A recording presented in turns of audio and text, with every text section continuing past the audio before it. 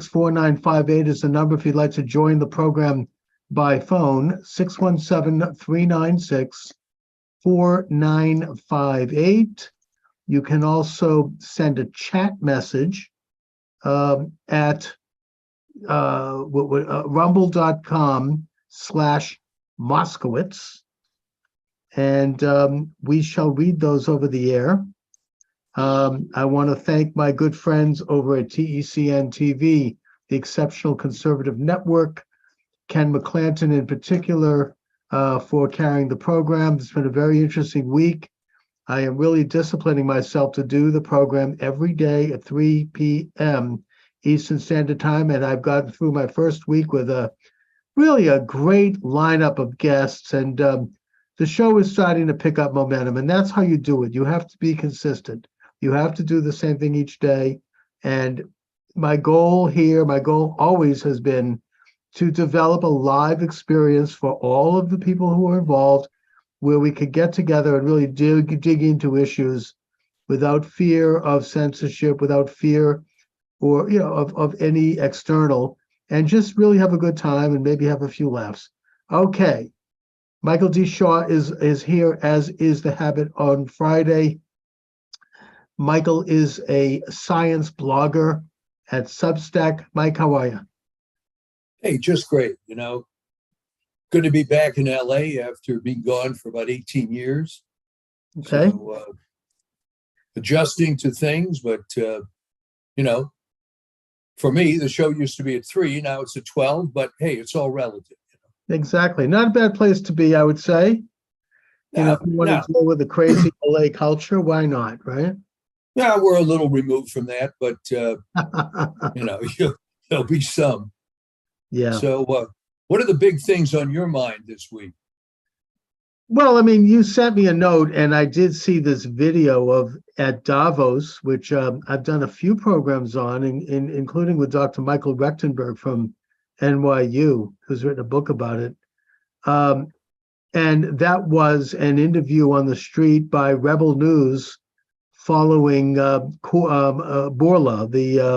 Albert Bourla. Albert Bourla, the CEO of Pfizer, and really asking him some very important questions. And getting no answers, by the way. Well, his reaction has been very typical of, some of these school board meetings that I've been watching videos of, and it's like you don't exist. I went to one of those actually in Newton, Massachusetts, where they were implementing, and Newton, Massachusetts happens to be a city that has a pretty substantial Jewish population. Right. And they were implementing a program secretly in the high school that was, it was more than anti-Israel. It's fine if you want to criticize Israel, but it was into like the Jews are killing Palestinian babies and, for their blood and, poisoning their wells.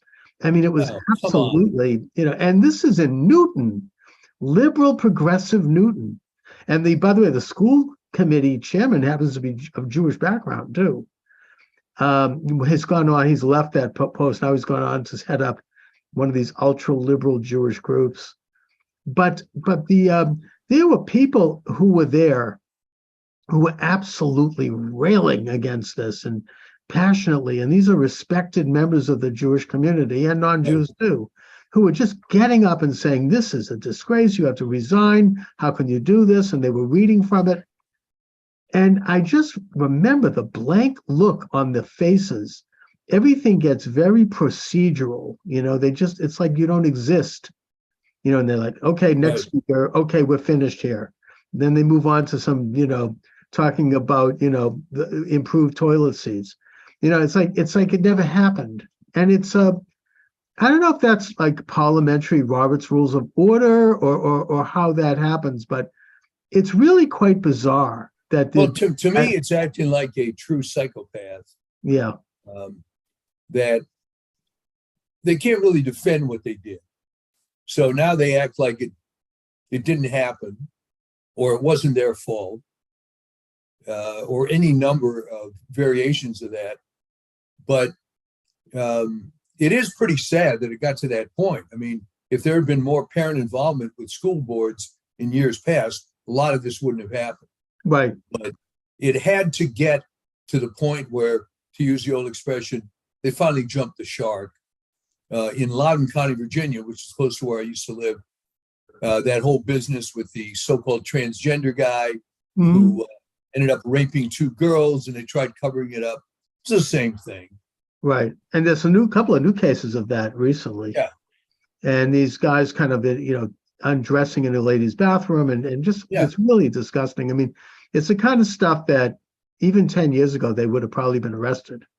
It's like, I mean, it's, and yet now, like, there's nothing. It's almost like it didn't happen. There's a complete stonewall. It's very strange. I mean, it's like some kind of a national hypnosis. And, I think you're right. It is an absolute symptom of psychotic people on a mass scale. But as far as the Pfizer goes, it's much more serious than any of them. Because in this case, you have the rollout internationally of a therapy, a genomic therapy, or whatever it is, that is untested, and that it's now being admitted by even nations like, for example, Denmark has come out, that it's causing heart disease, it's causing blood clots. I've seen these pictures of test tubes with these blood clots in them, and they're enormous, and they're taken out of the corpses of people who died shortly after getting the vaccine. Just today, I saw a little piece, and I can't confirm this, but apparently some of these elites at Davos and these super rich people with their Lear jets, they only want to have unvaccinated pilots. Oh no, you can convert that. That story ran a couple of times. Okay. And the other side of that coin is that the FAA is running EKGs on pilots like all the time.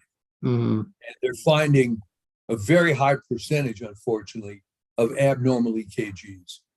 Yeah. But it was the FAA that insisted on the vaccination. And I guess the trouble with being on the evil side was they didn't think it through. It's okay if you kill random people, I suppose, but if you get to the point where now you have the possibility of pilots getting heart attacks during flight, that's not a real good look. No, it's a dangerous. And also, I mean, speaking of the FAA, I mean, another example of this bizarre lack of, candor in this is that I've been listening recently to NPR on the radio, and they did a whole segment that went on longer than usual for them, interviewing people in the airline industry and the FAA about this recent problem with Southwest Airlines and the fact that flights aren't taking off. And they had all these experts in, and they went back and forth. They didn't take calls, but there was nothing said about this at all. It was like it was completely Stalin-like, airbrushed out of the picture. Nobody mentioned this, and everybody knew.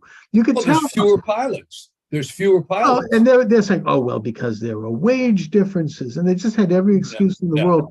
And as someone who was somewhat experienced at listening to people, having done talk radio these number of years, and before that, running a business where I handled employees nationally whom I never met, I only knew them by hearing them on the phone. I've developed a pretty good ear for knowing what people are really thinking. And you could tell that they all knew what was going on, and they all were afraid to say something about it. And it was like a complete piece of propaganda, I mean, of the worst kind, and done in such a ham-handed way, so dull, so euphemistic. And, it's like, why am I, make sure you listen to this thing. I mean, are they fooling anybody? Well, they think they're fooling people. They're self-absorbed enough to think so. But it's all part of the culture rod. I mean, I follow a number of these websites or YouTube sites like Nerdrotic, and there's been, your audience is probably aware of the so-called remake of Scooby-Doo, only Scooby-Doo's not in it. Is now a lesbian. It's called Velma, which has been panned. It's got one of the lowest ratings ever on Mhm. IMDb and Rotten Tomatoes. And the only conclusion you can come from is that you get a bunch of extremely neurotic writers. Right. What they're talking about is their own personal struggles. It's not funny. It's and the interesting about it is the people that do this as part of their YouTube channel were saying, I can't stand this series. I'm not even going to watch it anymore to review it for you. Mm. And of course they relent and do, but this whole ruination of the popular culture seems to be all part of it, and it's on purpose.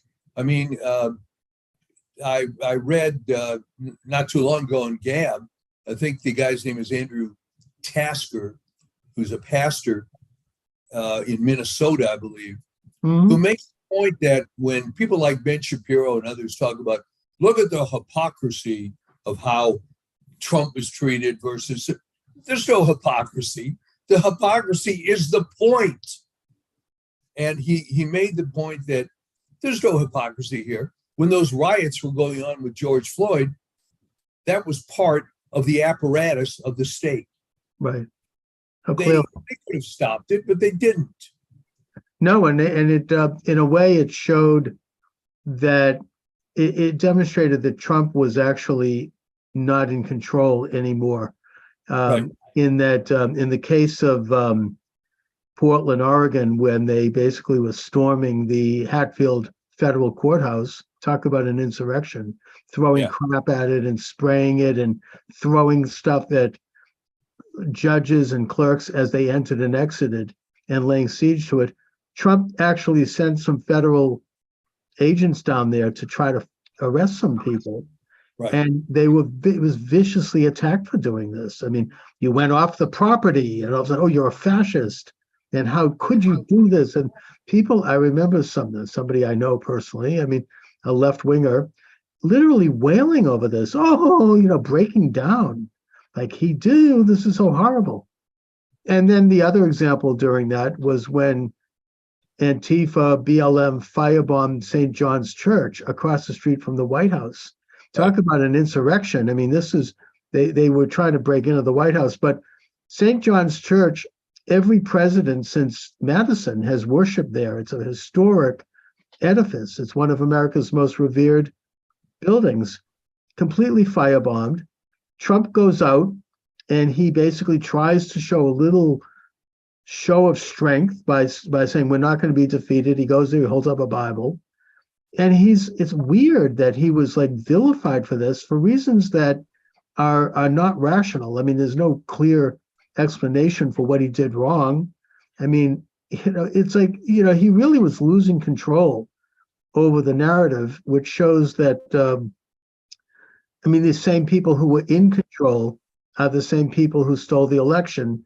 And if I think that the best source on that, which I cover in my book, The Biden Coup, was Molly Ball, an establishment left-wing reporter for Time magazine. Yeah, absolutely. Yeah, wrote an article about it about a month after the election, basically, spilling most of the beans on how they did it.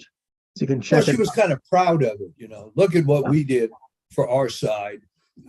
And the ends justify the means and blah, blah, blah. I think Trump's problem was he didn't realize how evil the other side is.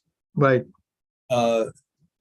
And who was it? Hannah Arendt that talked about the banality of evil. Of evil. But there it is, right in front of your face. Right. And that they believe that what they're doing is virtuous. I mean, the Nazis believed that what they were doing was virtuous. Oh, absolutely. When they did what they did because they felt they were purifying the human race. I mean, and they felt perfectly fine about it. They felt that I think anyone who commits those kinds of crimes, they have to go through some kind of a rationalization over it, that what they're doing is good, or else they couldn't do it, because I don't think anybody actually wants to think that what they're doing is evil. But right. And of course, at the end of the day, it doesn't matter.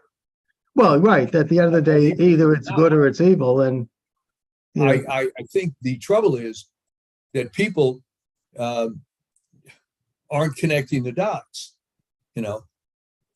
Why should Trump have been attacked for trying to defend the Hatfield Federal Building. Of course. I mean, any president would have. He should have done by more. the same token, the juxtaposition of January 6th, when you had actual real insurrections going on. Mhm. But I think what happens, we've talked about this before, is people seem to be hypnotized by authority figures. That somehow you can attack them, but only up to a point. You know, you can't come out and say the Biden family has been corrupt from the beginning, right? You have to sort of dole out drip by drip, these little things that are coming out. But to use inductive reasoning, connect the dots, wait a minute, this guy's as corrupt as the day is long. Oh, yeah. You're not going to see that article written too often because it's going to destroy people's confidence in. Well, let me ask your opinion about something to do with that, Mike. Yes. The mainstream liberal mockingbird media seems to be turning on Biden over this stuff. I mean, I saw that, what's his name, that reporter from CBS, covers the White House. I forget his name, Alexander, I think. Give a report on the White House lawn where he really excoriated and attacked Biden. And I'm thinking, why? What is? I mean, you know, these people don't just do that kind of stuff by accident. I mean, Biden is still their guy. I mean, he exemplifies everything that the establishment wants. Somebody who is mentally impaired and who can be put up there. You know, it's kind of like on the state level, you have Fetterman is a good person to follow Biden probably as president. That's exactly what they want. So why are they doing this now? Well, because they didn't take into account or refused to believe how corrupt he really was. They thought he was just a tottering old fool. They didn't know about the Biden laptop and all the stuff in that. I mean, they knew, these people did know how corrupt he was. I think it. And I don't even think we know how. They probably know a lot more than we do. Well, what's going on is a couple of things. One is it got a lot worse than they thought, and now they're trying to pile on and dump this guy. I don't know what. So you get Kamala Harris, who's even worse. Not that she's as corrupt, but she's an imbecile. Right. But the other problem is, at some point, there has to be some credibility in the fact you're a journalist. You know, you can be biased only up to a point, and then it becomes a joke. So it might be, hey, you know what? No one's watching the news on the mainstream channels except, as Michael Savage used to call it, Upper East Side women with hysterectomies, but they're all dead. So who's watching this? I have no idea. My parents' generation, you turned on Walter Cronkite, but nobody's doing that anymore. Right. Who actually watches network news? I don't have a clue. You can get all the news you want, left, right, or center, on the internet in seconds. Why watch a show with stupid commercials, dumb broadcasters? So they realize, hey, you know what? We've got to have something here, or it's all going to collapse. And as a matter of fact, it's starting to collapse. Hollywood can't make a movie that makes money anymore. I mean, Top Gun, and God bless Tom Cruise, but that was what? That was a sequel to another hit. But you look at all these major failures coming out of Disney. Yes, they're all woke. Nobody wants to see it. They're self-destructing, and no one's going to cry too many tears over it either. So maybe the journalists are looking at, well, wait a minute, we've got to have something. But it's, I was never impressed by the intellectual level of most of those people anyway. They would tend to pick a side, and if they are turning on Biden, it's taking them way too long to do so. Oh, yeah, and I think they need to go forward. I mean, some people are saying the agenda here is really to basically get rid of Biden. The whole thing broke right around the time that Biden was about to announce that he was going to run again. The establishment doesn't want that. Good point. And that Obama doesn't want it. He hates Biden. I mean, he used to say, if you want to fuck something up, call Biden, you know, when he was president. I think the exact quote, Chuck, was never underestimate Biden's ability to fuck things up. Thank you. Okay. which So, no, it's funnier. That's why I brought it up. but I think that, probably Obama must be pulling some strings behind the scenes. He's got this big nerve center over there in his mansion in Washington, and people coming in and out. I mean, I think that, does he want to have Michelle become president? I mean, I don't know, like Jeff Kuna calls her Marxist Michelle. I mean, is that it? Or either that or Kamala, who I think was his pick. And I think that, I mean, the scenario goes that they are going to pull him out of office. There's so many things on him that it's not going to be able to be sustained, and that Well, here's the other will be convenient installed, thing. and they'll never get rid of her because she's a black woman. She will Well, be. here's the convenient thing. Yeah. Once you get a scapegoat, well, I mean, of course, Biden has a lot to be a scapegoat for. But now that you have a designated scapegoat, they'll throw everything on it. COVID, Right. The economy, every failure there is. And we'll just get rid of this guy, flush him away, and bring in Kamala as a caretaker, and then put up a credible candidate. No, I think if she gets her foot in that door, they'll never get rid of her. She's going to be there and simply for one reason only, and that's because she's a black woman. They'll just never get rid of her. Once you cross that threshold, that's it. You're done. She'll be in there for 2 terms and a half. And then they'll put Fetterman in for another 2 terms. They'll never get rid of her once she's in there, and they know it, because who can take her on? It's going to be like, you want to talk about idol worship and the hero treatment. I could just see the huge posters like Mao Zedong, hanging with her gigantic picture. And you know how the left does this. I mean, well, you're right, but Republicans could put up another black female, I suppose. It won't matter. They'll say, "Oh, she's not really black." Look what they did to the guy that ran against Gavin Newsom. His name, the talk show host happened to be. Right. They said he was a white supremacist, and they got away with it. That doesn't matter. She's going to be there. It's going to be like Stalin. But I've always said that some of it, Larry Elder was his name. Larry Elder, yeah, that's right. That white supremacist. Can you imagine that? Right, but people don't fight back. They have this Marcus of Queensberry rule mentality, which really doesn't apply. Well, I mean, Trump fights back, and look what happened. What they did to him. It didn't matter. All right, but let's talk about that for a minute. He fought back, but not really, in the sense that there's a litany of people he could have gotten rid of, and he didn't. He was afraid. He was afraid. If he had brought in someone decent in the FBI, a lot of this crap wouldn't have occurred. But but it was he got some mistake. He brought in that Ray and these hacks. Yeah. So if he really was as much of a hard ass as he wanted to portray, he would have remade Washington in his image, and he didn't. So obviously you can't get rid of the entire swamp, but certainly Chris Wray was not the answer. And the people he put in Justice Department were not good. Bill Barr was a rhino from the word go. A rotten apple. Yeah, very bad man. So I think he would have done a lot better if he had had the strength of his convictions, which I'm not sure he ever did. He was very happy to make all these great statements at these rallies. But when the rubber met the road, let's be honest here, when the rubber met the road, he should have gotten rid of Tony Fauci, Francis Collins.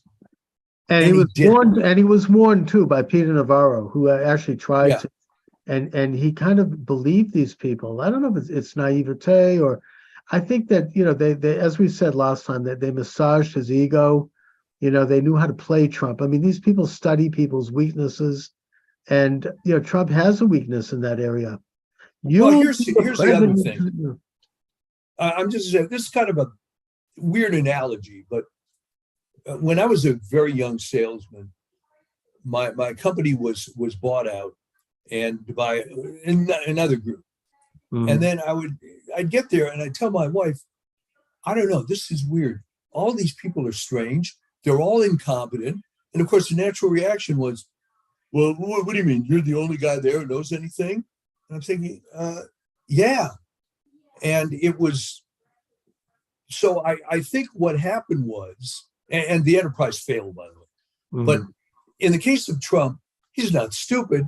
But imagine coming into that position, looking around the room and saying, holy cow, who are these idiots? What am I supposed to do? Can I replace everybody? He should have. He should have. But there were probably advisors around him saying, hey, don't do that. That would be crazy. And yeah, he listens that's why. to too many bad, and you have these people whispering in your ear. I mean, as I said last time, even I had one of those people when I ran for Congress, whispering in my ear like an insider. And, I was told in so many words that either I had to have this guy on my team or I would be they'll pull the plug. I'll have nothing. I won't. Well, at the end of the day, was that guy helpful? Well, I mean, yes and no. I mean, he did get me in meetings at the Boston Globe. He got me into the paper, and he actually got me some favorable media. He did do a good deal for me that I would never have had done otherwise. Right. But he was an insider who was like, don't say this, don't say that. You can say that. You can't. And I didn't always listen to him, but, he did kind of, it's interesting how they operate. And, he was very good at what he did. I mean, I can't say we were friends, but, I respect what he was doing. I mean, he definitely had a background in where he worked in Mayor Kevin White's administration. I mean, he was an insider. And I think that you have those people, and they're they don't have any particular political beliefs. I mean, they just know the system.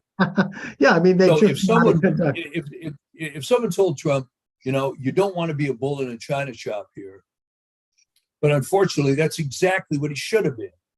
Yeah, exactly. And the history proves that he was betrayed by his own. And of course, the other side was only too happy to pile on. So yeah, exactly. Now, speaking of which, there's an interesting story. I think that Tucker Carlson covered this. That there's a guy from back historically that has made the case that the reason Nixon was taken out of office was because he wanted to expose who had killed Kennedy. And I think that's probably true. He had met with the director of the CIA, Richard Helms. Yeah. And let's not forget that we've got the largest election in history. There has been no president in the history of the United States, then or since, who was more popular than Nixon. He got 17 million votes more than his opponent in 1972. He carried. I think McGovern only carried the district and the state of Massachusetts. That's right. I remember Massachusetts. They had stickers that showed the Nixon 49, America won. This is after the impeachment started. Right. But yeah, I mean, Nixon was hugely popular, but yet he was taken out by this mysterious set of events, and he was replaced by an insider, somebody who worked with the FBI, who was not elected, and who was on the Warren Commission and was basically the one who said the purpose of this commission is to move on, not find out the truth. The American people need, as Ford said, they need closure. No, we didn't need closure. We needed the truth. Yeah. So it was very much a cover-up, and that so Nixon met with Richard Helms, the head of the CIA, and he said, I want to get to the bottom of, and I think I know who shot Kennedy, and I want to get to the bottom of it. And Helms's reaction, similar to the reaction of all these school board heads, is similar to the reaction of Albert Bourla, and similar to the reactions described by Michael Glennon in his book, The Double Government of these intelligence agents, was to just sit there and stare forward and not say anything. Just, blank look in his face, and no comment at all, no opinion. And then you had this guy come out of nowhere who had been a naval intelligence officer by the name of Bob Woodward, had no media experience, suddenly hired by, leaves naval intelligence under mysterious circumstances. No one's ever found out what happened. And then he's hired by the Washington Post as a journalist. He had no journalistic experience. Right. And he meets up with this guy, Deep Throat, who now we know is Michael Felt, who was the FBI head of COINTELPRO, which was in the business of attacking political figures and groups that were not conforming to their idea of how America should be. And he basically sets up this whole scenario, and Nixon is taken out of office. So, this article I read really makes this point very well, and I think Tucker Carlson talked about it, that this is why Nixon was removed from office. He was bucking this deep establishment, this that has all these secrets that at a very high level. These are the people that run this country. This is who's in charge. I mean, Michael Glennon, in his book, Double Government, he says you have the Madisonians and the Trumanites. The Madisonians are the sort of the window dressing, the ceremonial government, the president, the Congress, the Supreme Court. The Trumanites are the deep state, are the intelligence that was set up by executive order by Harry Truman, who, by the way, expressed regret later in life over having done it. And they're the ones who actually run the show. I mean, they're the ones who, kind of steer the course of events. And, so that's what we're dealing with. I mean, Trump actually, like Kennedy, Trump actually thought that he was the president of the United States. He thought, I have been elected. He stated it in his inaugural, in a very sincere speech. Hey, I'm against the whole rotten establishment. I want to return power to the people. And so that's why they took him out. Well, the other thing going on too, I mean, that's all true. But when people have hung around organizations as long as any of these guys, you develop a sense of noblesse oblige. I mean, how many times have you heard from friends, whatever, man, I just couldn't work in that corporate structure. I just can't be part of that. But okay, but then what about the people that are part of it? Right. So how does someone like Albert Bourla get to be the CEO of this huge drug company? He doesn't show any particular intelligence. He comes across. I don't even like think he's a doctor, is he? I think he's a veterinarian. Okay. I don't think he's real bright, but he hung in there. And that was the rule, for the brief period of time I spent in corporate America, so to speak. You could see this happening. You see the games that are played. You see how people advance by, not making waves. And so by the time you're Richard Nixon, who's been part of this I think he was elected to Congress, I believe, in 1946. Right. So he's been around for a long, long time. It isn't in his nature anymore to fight that hard. You don't want to rock the boat. Remember, Dick Nixon was the guy who did not investigate his own election in 1960 because he didn't think that would be good for the country. Yeah, and he knew he'd get another shot. He said, it's not my turn. And apparently Hillary Clinton thought it was her turn too. I mean, that's just, this is kind of how the establishment works. So I think the trouble is that these people get to some extent gelded in that they've been around the establishment, it's rubbed off. And there have been very few elected figures at that level who are true, let's call them hard asses and just want to get it done. That personality is phased out at that point. They've just become so compromised. And I think there's often a slight element of blackmail involved there. I think that I remember reading about how J. Edgar Hoover would go up to the White House and hang out with Lyndon Johnson. He'd always bring a big pile of manila files with him, and they would go through all of the various scandals and peccadillos of people in power. And they'd sit there laughing uproariously, look at this guy. and they just had the goods on everybody. So people kind of did, they would, they would do what they had to do without knowing that they could be destroyed in a minute. Also with Nixon, I mean, Nixon did early on take on one of the darlings of the establishment, that being Alger Hiss. And won. 1948, and won. And Hiss actually went to prison, and it was a huge blow to the elite establishment. I think it was a shock. So I think that according to who was the columnist? She's a Trump hater. I'm trying to think of her name. Mona Charen. She wrote a column. What happened to Mona Charen? I don't know. I think she was at one point sort of conservative. But who knows? Yeah, she became like a Trump hater, but she did write I used to follow her, and she wrote a column saying, look, Watergate was the liberal establishment was laying in wait for 20, 30 years. They don't care if they do it. They didn't do it right away, but they were waiting to pull the trigger on Nixon, because of Hiss. They wanted revenge. They wanted to get back. They couldn't let him get away with that.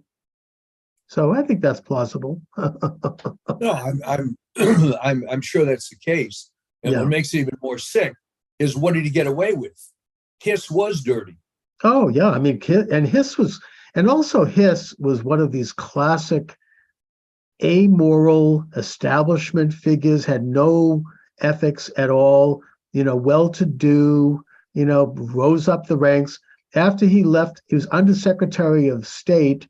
And he was the founding secretary of the UN, right, which, all the while, playing footsie with Stalin. And then after leaving in disgrace, he was allowed to, he became the head of the Carnegie Institute for International Peace, which, by the way, to get up to a current event, because I'm listening a lot lately to NPR, they're all singing praise. I feel bad for you. Right. Well, it's interesting. I want to kind of pick up on what they're up to. They're singing the praises of this New Zealand Prime Minister, Aldean, who, Jacinda Ardern. Jacinda Ardern, yeah. And I get the sense that, she's so amazing that she's leaving power because she feels that is so unusual. I think there's either a scandal going on there, because she was, talk about like what was it? Who was the Harvard philosopher who talked about fascism with a human face? Susan. I've heard it. I don't remember the name of the guy, but she was a fascist dictator. Yeah, Susan Sontag. She said that fascism will come with a human face, and you have these pretty relatively attractive women like Aldean, who is doing the kind of stuff that Stalin would do, but yet doing it with such a nice veneer. I think it was girl power too. I think she was able to get away with a lot of this because look at that girl boss. Look at her kick butt. It reminds me of the Secretary of State in Michigan, Jocelyn Benson. Corrupt as hell, but she's so pretty, and she's got this great blonde hair, and she looks like the kind of woman that you'd want your son to date. She's like. Well, in Jacinda's case, the comment was made that she had the ability to eat corn on the cob through a chain link fence. So, I think she resigned, hoping to distance herself from her drastic mishandling of COVID. And I think there's two things going on. Either she's going to be getting a big job at like the UN or something because she's loved by the internationalists, or there's a major scandal that she's covering up. I mean, there's plenty of scandal, just in the way it was handled, the number of deaths, the fact that New Zealand citizens couldn't get back into their own country. There was a lottery of getting back into your country. There were cases of her taking babies from parents because they wouldn't vaccinate them. She was terrible. Yeah. Oh, I know. And now NPR is doing this whole weird kind of like, goose stepping around, just like they're doing with this awful statue in Boston. I don't know if you know about this. Oh, yeah. The statue that everybody hates, but there are, of course, people people And they're defending standing them. out there, and you can see. I mean, maybe it's because I've watched people and I'm used to it. You can see that. I mean, I can imagine Martin Luther King would have been mortified. I mean, Oh, it of looks like course. two hands holding up, as who was it? The Coretta Scott King's nephew, two hands holding up a beefy penis. I Yeah. mean, it's bizarre, and looks like it. And the Wall Street Journal said it's an example. A white supremacist couldn't have done better. I mean, it's black body parts dismembered and piled on. It's and yet at the dedication, and even today I'm listening to our local NPR station. They're all trying to kind of salvage it, with this Right. phony. Oh, it's not understood, and it's Yeah. Emperor's New Clothes. And the commission on that was over $10 million. Oh, it's really a disgrace, and Boston once again is embarrassed. It's awful. I haven't actually gone over there, but yeesh, Well, you've seen pictures of it. I What do have. you need? Yikes! I mean, I don't know. I mean, I have a feeling that maybe about 10 years from now, quietly, it's probably going to end up in some basement somewhere. But because it's Well, they've really failed on every monument for this guy, because there was another one where he had this. I mean, the family came out and said it was terrible. Like Mao Zedong. Yeah, that's the Yeah, one in Washington.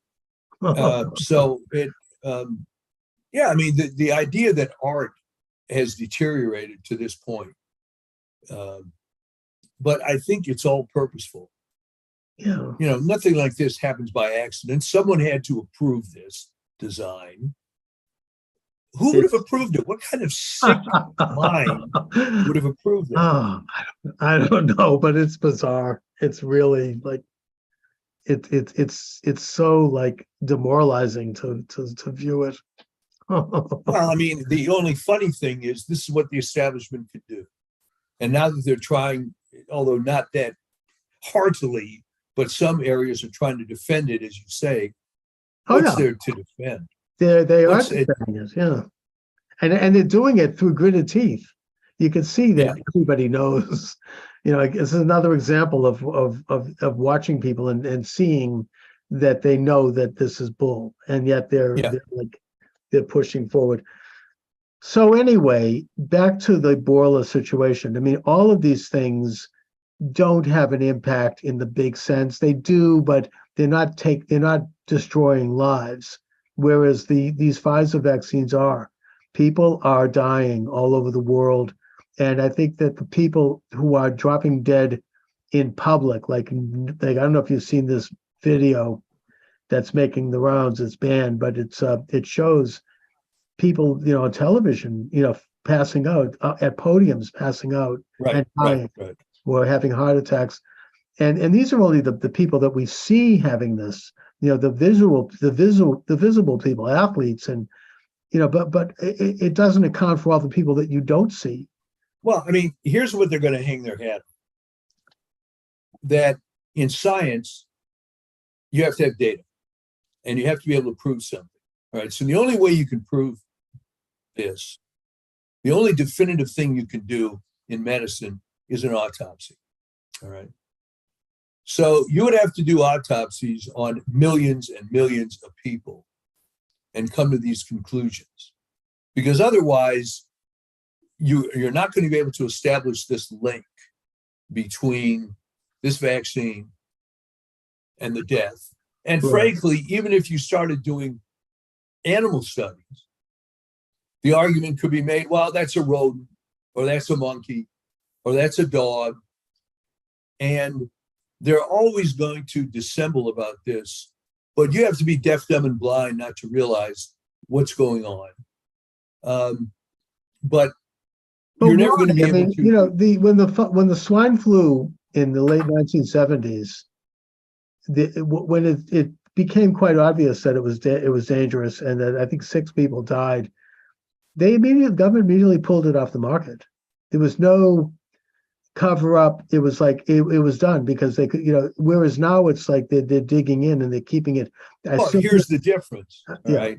In the 1970s was about the end of actual science. Okay. Hmm. This is a long time ago, and many of your viewers wouldn't know that back in those days, it meant something to get an article, scientific article published. All right. Doesn't mean anything now. There's too many journals. There's too much pay to play, and there is no more science. So you make a very good point. In the 70s with swine flu, yeah, you see a few deaths, you do inductive reasoning and say, you know what, take this thing off the market. But this situation was corrupted by so much money and so many idiots in charge. The competence level of the people in charge of public health is appallingly bad. In the 70s, it wasn't, but it was starting to deteriorate in the late 80s and 90s. And the 80s was when Collins and Fauci and these others started working their way up. So you can't, unfortunately, make the comparison. But I have this argument with Josh Bloom at SH all the time. There's no more science. It's all pay to play. Doesn't mean anything. Doesn't mean anything to be published. It's all crap. Almost no. Back in the 70s, you didn't even make a statement about something unless another lab repeated your results. That doesn't go on anymore. Yeah, but yet there is some real science going on. Like, for example, the mRNA therapy and CRISPR and other things that very well may change the gene sequence and the DNA sequence in human beings. They're talking about it right now at the Davos conference quite openly that the future, we're going to be able to remap the genome in people. We're going to be able to, we've already done this in mice. We've remapped their DNA, and we can make a mouse change the color of their fur, and we can do all these things. And so there is stuff going on. It's just and this is part of the therapy. I mean, I think that Dr. Robert Malone has recently said that he believes that they're now injecting cattle with the mRNA vaccine, which means it's in the food. We're gonna get it no matter what, whether we're vaccinated or just everything. It's going to be everywhere. Well, it's very sad. I mean, when I say there's no science, yeah, of course people are doing science, but it's pay to play. You're not getting good results that are foundational. Okay. No. You can't say this is true because we've done this experiment and we've proven it. It's simply useless academics getting money to do useless experiments. I wrote an article for Health News Digest many years ago where I looked at dozens of NIH-sponsored studies. And what I did was I went to the guy that got the biggest grant and the guy that got the littlest grant. And the biggest grant was someone doing sexy kind of stuff. In other words, nanomedicine, stuff that maybe in 300 years may come to pass, but very little practical value. But, it's like talking about space travel to 500 light years away. It doesn't seem to be in the cards right now. Right. But it's cool to talk about. Sure. So, and then at the bottom was someone actually doing practical stuff about how to, what type of antiviral to use for a certain disease. And the contrast was unbelievable. Incredible. So, but here we are now with people having heart disease. Every time I read that somebody has passed away, the first thing I think of now is I wonder. Was he vaxxed? Yeah. Well, this actor, Jordan, somebody that, was he vaxxed? I mean, even I think Betty White, apparently she died 2 or 3 weeks before her 100th birthday. She had just gotten the vax. Now, I'm not saying that's why, but, so did Hank Aaron. I mean, there were a number of cases where, okay, they're old anyway. Right. But what did they die of? And they really needed Betty that. White was 99 years old, so who cares what she does?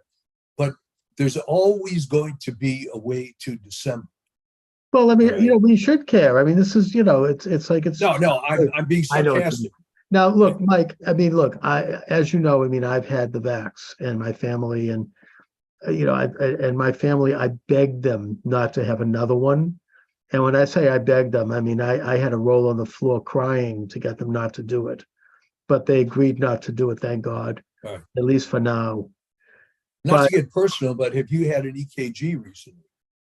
no, I know that I've just read that if you have any predilection toward cancer, the vax can encourage that. And as I've told you, I mean, my brother was recently diagnosed with cancer and just had surgery. I mean, it's, this is he's younger than me. He's in good health. He's better. He's certainly more fit than I am. I mean, he's never been sick.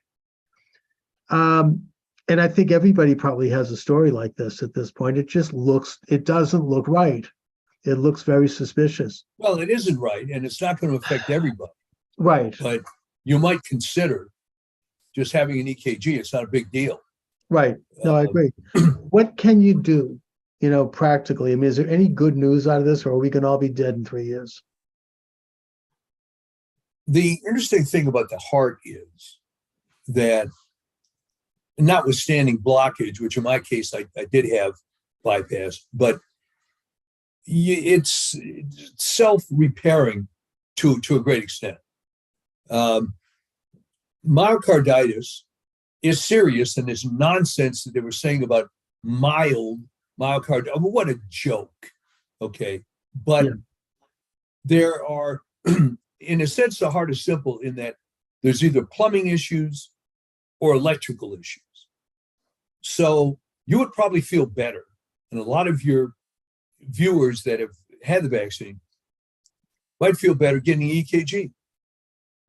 Well, I guess that putting aside what the results are going to be, what does someone do if they have had a damaged heart? If they do have what's now being called a Pfizer heart? Yeah, well, I'm not a cardiologist, but I will tell you that there are therapies for just about everything that can go wrong with your heart. Okay. There are people who have serious AFib who control it with certain drugs. Okay. The typical 1950 style heart attack generally had to do with blocked coronary arteries. Right. And, well, I mean, what would you do about it? Well, now we have bypass, but and hopefully you have symptoms or mild symptoms, like in my case, that you get it looked at. But you can tweak the heart quite a bit. So it's good to look at it rather than worry about it. Is there? I mean, I know that I'm always looking for. I love supplements, and I take green tea supplements. Yeah. That I don't know if they help. I mean, I take this soul tea. Maybe I could get them as a sponsor. Yeah, there you go. Steve Bannon promotes them, and I'm actually trying to get a promo code and promote them as well. But I mean, they say that it helps reduce cholesterol and all of the other things that can cause heart disease. I mean, I don't know if it can address COVID. I mean, the COVID vaccine. But anyways, I mean, this is something that, I mean, it's troubling. I'm sorry. It's too bad we're ending on such a sad note here, but it could become a huge thing, and it could get a lot worse as time goes on. Before Well, it's only going to get better when the establishment acknowledges what's happening. And I can tell you that when I got into all this heart stuff, which was at the height of COVID hysteria, right, all the cardiologists were saying, "No, you got to be vaccinated." Well, obviously they're not saying that anymore. But no, they are in my neck of the woods. I get notes from the hospital saying I should come in for another vaccination. And this is a major hospital in Boston. I'm not going to. In fairness, they're going through the motions. Okay. But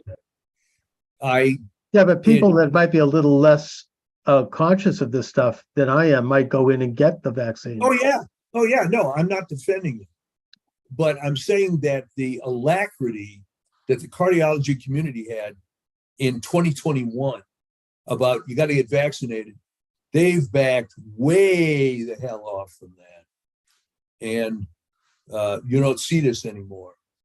But the damage was done, so now they have to deal with this stuff, and they're dealing with it, although they're not publicly saying yet. Well, yeah, it's a vaccine damaged this guy, but everybody knows. So I don't know how long it's going to take for this to be publicly acknowledged.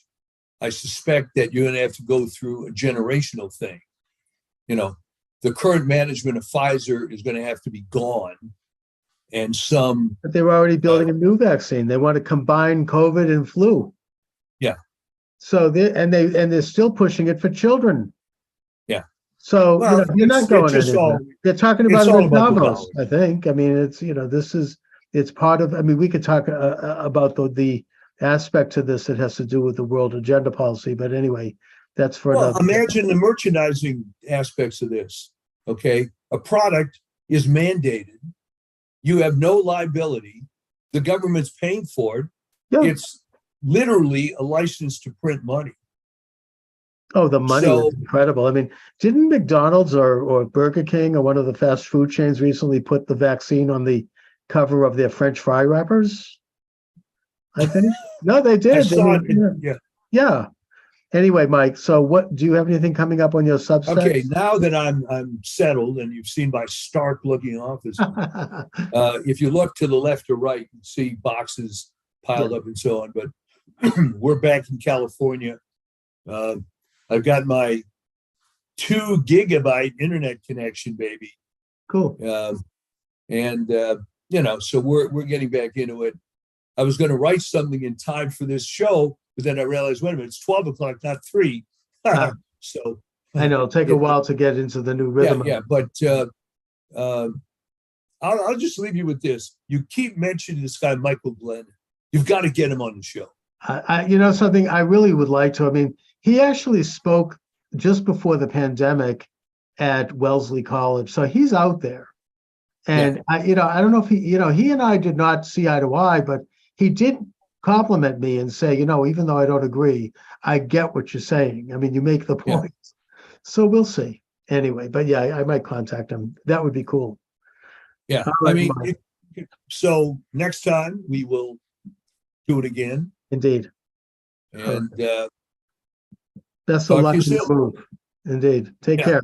All right. Thanks a lot. All right. Bye-bye.